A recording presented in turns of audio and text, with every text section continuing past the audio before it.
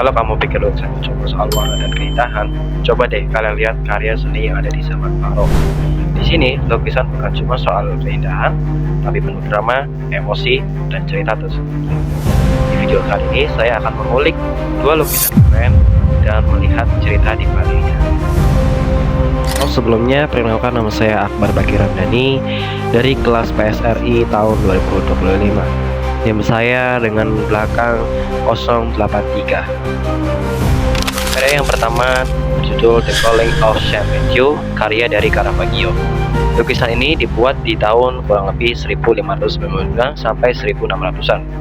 Dibuat di Italia, lebih tepatnya di Roma, di Cappella Contarelli. Tema dari lukisan ini adalah panggilan Yesus kepada Matius untuk mengikuti dirinya. Kalau kalian lihat, pasti kesan pertama dari lukisan ini itu gelap, tapi bukan gelap biasa. Caravaggio pakai teknik yang namanya chiaroscuro, yaitu permainan cahaya dan bayangan yang super kontras. Jadi ada bagian yang terang banget, tapi di sekitarnya langsung tenggelam dalam kegelapan. Cahaya di lukisan ini datang dari arah kanan, langsung nyorot ke sekelompok orang yang lagi duduk di meja. Ini bikin mata kita otomatis fokus ke satu titik, si pria yang lagi ditunjuk. Komposisinya juga menarik, semua tokoh kayak dibuat berderet horizontal, tapi gerakan tangan Yesus menunjuk itu jadi garis diagonal yang bikin lukisan terasa hidup, nggak kaku. Warna yang dipakai juga cenderung gelap dan natural, coklat, hitam, merah tua, nggak ada warna cerah berlebihan. Tapi justru itu yang bikin suasananya terasa realistis dan dramatis. Sekarang kita bahas ceritanya. Lukisan ini menggambarkan momen saat Yesus memanggil Matius, yang saat itu adalah pemungut pajak. Di sini, Yesus cuma menunjuk, tapi gestur tangannya itu powerful banget. Kayak bilang, "Kamu, ikut aku." Yang menarik, Matius di lukisan ini kelihatan bingung, bahkan kayak nanya balik, "Saya serius?" Ini nunjukin momen perubahan hidup dari orang pekerjaan yang dianggap kotor di masyarakat menjadi seorang rasul.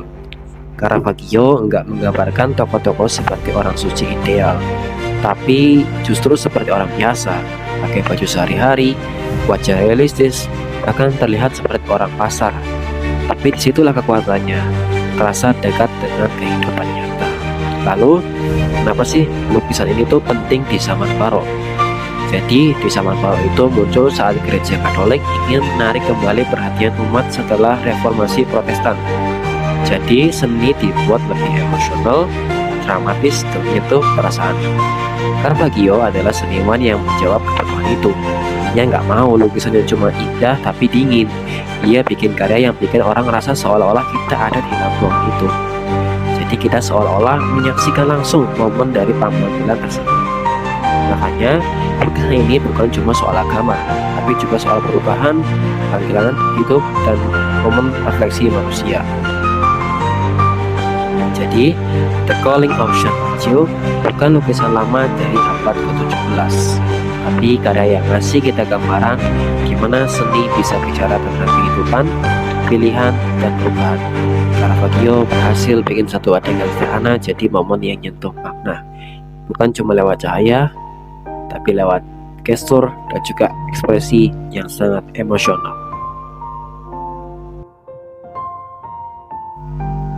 Oke, kalau tadi kita ngebahas lukisan dari Italia, sekarang kita akan ngebahas lukisan dari Belanda yang berjudul The Night Watch, karya dari Rembrandt. Oke, yang pertama kita bahas dari tampilannya dulu. Hal yang pertama langsung mencolok dari lukisan ini adalah ukurannya yang gede banget, tingginya lebih dari 3 meter, lebarnya hampir 4 meter. Jadi bayangin kamu berdiri di depannya, itu kayak lagi lihat adegan film Freeze. Komposisinya juga beda dari lukisan kelompok biasa. Kalau seniman lain bikin semua orang berdiri rapi dan sejajar, Rembrandt malah bikin adegannya hidup. Tokohnya kayak bergerak. Ada yang jalan maju, ada yang lagi siap senjata, ada yang nengok, ada ya pokoknya semuanya terasa dinamis. Cahaya di lukisan ini juga khas banget Rembrandt.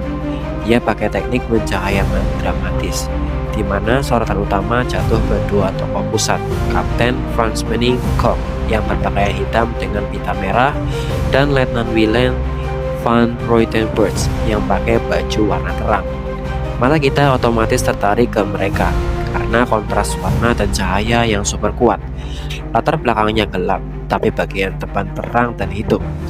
Ini bikin kesan kedalaman dan gerak terasa kuat banget. Dari segi warna, Rembrandt dominan pakai warna bumi seperti coklat, emas hitam, dan kuning keemasan. Gak terlalu mencolok, tapi justru memberi kesan megah dan juga serius. Oke, sekarang kita bahas di balik ceritanya. Kalau dari maknanya, lukisan ini menggambarkan sekelompok milisi sipil Amsterdam yang lagi bersiap untuk patroli kota. Jadi ini bukan tentara perang, tapi semacam pasukan keamanan kota zaman dulu. Dua tokoh utama di tengah jalan adalah pimpinan pasukan. Gerakan tangan kapten yang maju ke depan menunjukkan perintah atau ajakan untuk bergerak. Ini bukan pose statis, tapi momen aksi. Yang menarik, ada satu sosok misterius, seorang anak perempuan dengan gaun terang dan wajah bersinar. Dia bukan anggota milisi. Banyak sejarawan seni menduga dia adalah simbol. Di tangannya ada ayam mati yang melambangkan lambang kelompok milisi ini. Jadi secara simbolik, anak ini seperti representasi roh atau identitas kelompok mereka. Lewat lukisan ini, Rembrandt bukan cuma menggambarkan orang, tapi juga menciptakan narasi visual tentang tanggung jawab, kekompakan, dan struktur kekuasaan di masyarakat kota Amsterdam saat itu.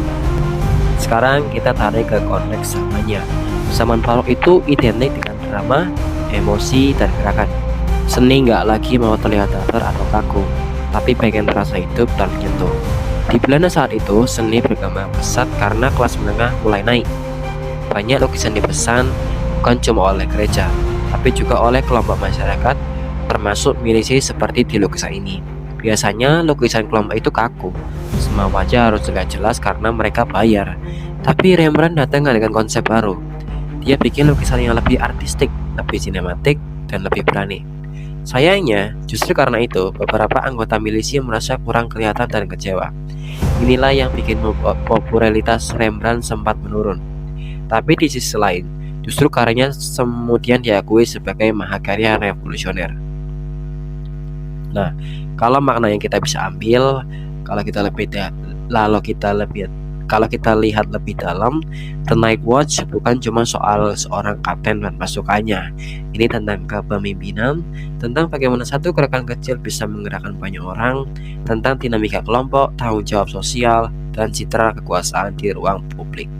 Rembrandt berhasil mengubah lukisan pesanan biasa jadi seni yang penuh jiwa dan cerita. Kita nggak cuma lihat siapa saja yang ada di situ, tapi merasakan atmosfer dan kedengannya.